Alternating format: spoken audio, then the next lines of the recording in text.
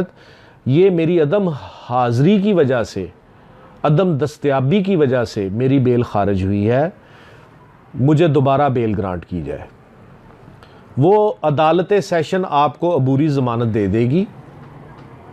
अबूरी ज़मानत देने के बाद जब आप उनको मुतमिन कर देंगे कि मेरिट पे मेरी बेल ऑलरेडी हो चुकी है, अदम हाज़री पे हो चुकी है, अब मैं गैर हाज़िर नहीं होऊंगा।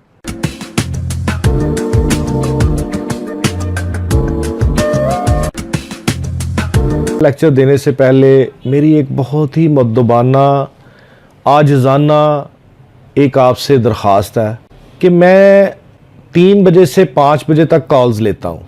मेरा वो ऑफिस टाइमिंग का टाइमिंग है। मैं अपना वक्त निकाल के आपकी कॉल्स लेता हूँ।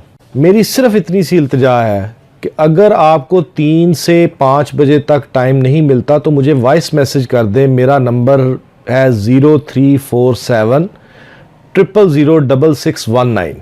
आप मुझे वॉइस मैसेज कर दें, मैं आपके वॉइस मैसेज का जवाब दे दिया करूँगा जब भी मुझे फ्री टाइम मिले। मेरी ऑफिस टाइमिंग का थोड़ा सा ख्याल रखें।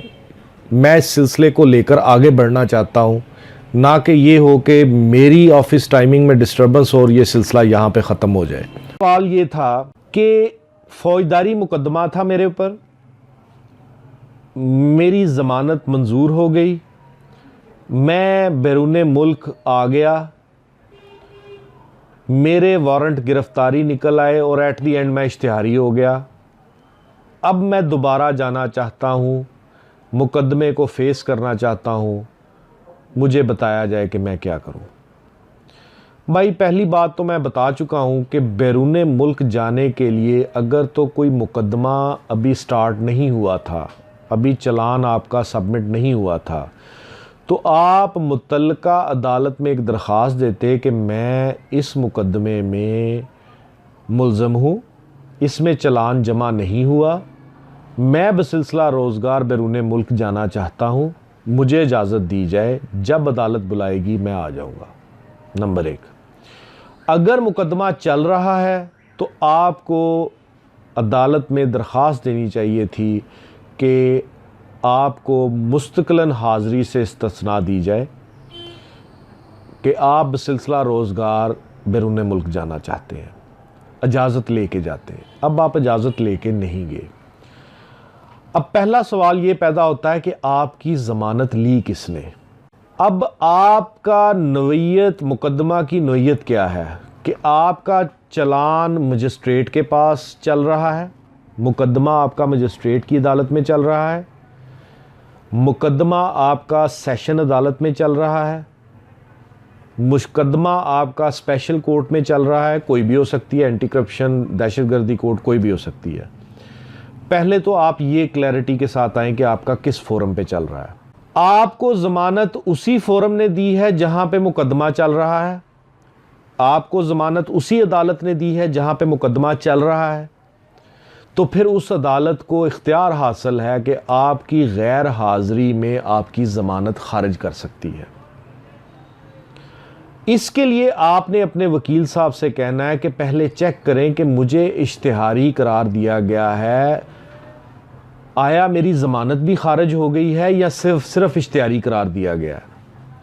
अगर तो वकील साहब चेक करके आपको बता देते हैं कि जनाब आपकी ज़मानत भी खारिज हो गई है और आप इश्तिहारी भी हो गए हैं, नंबर 1, तो आपने बैरून मुल्क से वापसी पे सबसे पहले अपनी ज़मानत क़ब्ल गिरफ्तारी के लिए अप्लाई करना है कि जनाब मेरी ज़मानत हुई थी, मैं बैरून मुल्क बसिलसिला रोज़गार चला गया था, बीवी बच्चों की रोज़ी रोटी कमाने के लिए, मैं आमदन गैर हाज़िर नहीं हुआ, मैं बसिलसिला रोज़गार मेरे इख्तियार में नहीं था, मेरी मेरिट पे पहले जो है वो हो चुकी है ज़मानत, ये मेरी अदम हाज़री की वजह से, अदम दस्तयाबी की वजह से मेरी बेल खारिज हुई है, मुझे दोबारा बेल ग्रांट की जाए।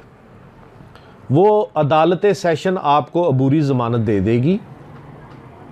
अबूरी ज़मानत देने के बाद जब आप उनको मुतमिन कर देंगे कि मेरिट पे मेरी बेल ऑलरेडी हो चुकी है, अदम हाज़री पे हो चुकी है, अब मैं गैर हाज़िर नहीं होऊंगा, अदालत आपको बेल दे देगी। जब अदालत आपको बेल देगी तो आपने अपने वकील साहब के ज़रिए जहाँ पे मुकदमा चल रहा है वहाँ पे सेक्शन 75 ज़ाब्ता फ़ौजदारी के तहत आपने एप्लीकेशन देनी है कि मेरे ख़िलाफ़ जो ये 87 सेक्शन या 88 सेक्शन के तहत कार्रवाई हुई है इसको वापस लिया जाए। मैं हाज़िर आ गया हूँ, अब मैं गैर हाज़िर नहीं होऊंगा। अगर गैर हाज़िर हुआ तो मैं अदालत से इजाज़त लेके इस्तिस्ना लेके गैर हाज़िर होऊंगा। वो आपके वारंट गिरफ्तारी दायमी जो है वो वापस हो जाएंगे। उसके बाद आप ट्रायल को फेस करेंगे। ये तो था कि अगर आपकी ज़मानत खारिज हो जाए। अब अगर आपकी ज़मानत खारिज नहीं हुई लेकिन सिर्फ आपके वारंट गिरफ्तारी दायमी निकले हुए हैं, आपको इख्तियारी करार दे दिया गया है, 87 की या 88 की कार्रवाई हो चुकी है, तो फिर उसके लिए आपने जब बैरून मुल्क से वापस आना है तो अपने वकील साहब को कहना है कि भाई मेरी सेक्शन 75 की एप्लीकेशन तैयार रखें। मैं एयरपोर्ट से सीधा जो आपके पास आऊँगा और आपके साथ मैं अदालत में जाऊँगा।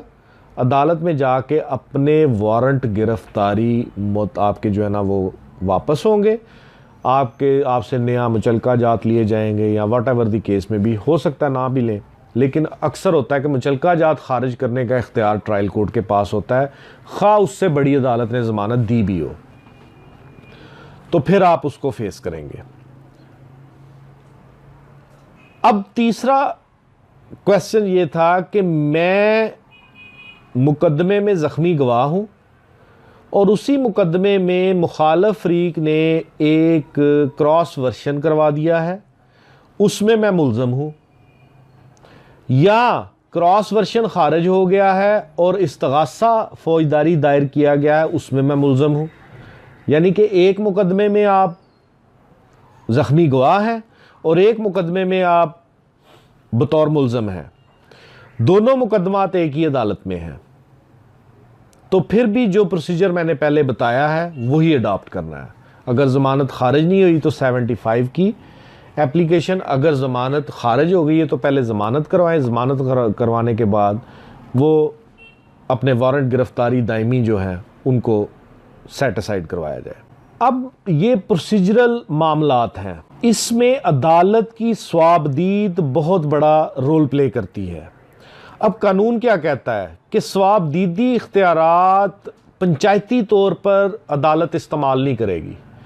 स्वाबदीदी इख्तियारात हमेशा अदालत जो है वो कानूनी तौर पर इस्तेमाल करेगी। हाज़िरी से इस्तिस्ना देना स्वाबदीदी इख्तियार है, ज़मानत पे रहा करना स्वाबदीदी इख्तियार है, ज़मानत मंजूर करना स्वाबदीदी इख्तियार है। इनको स्वाबदीदी तौर पर कानून को नज़र में रखते हुए अदालत फैसला करेगी। अब कानून कहता है कि मुल्ज़म की अदम हाज़िरी में मुकदमा चल सकता है। अगर अदालत ये इत्मीनान कर लेती है कि मुल्ज़म की अदम हाज़िरी है और अदालत इस चीज़ का इत्मीनान कर लेती है कि इसकी अदम हाज़िरी से मुकदमे की कार्रवाई तवालत का शिकार नहीं होगी, तवील नहीं होगी, ताख़ीर नहीं होगी, तो फिर वो आपको इस्तिस्ना दे सकती है।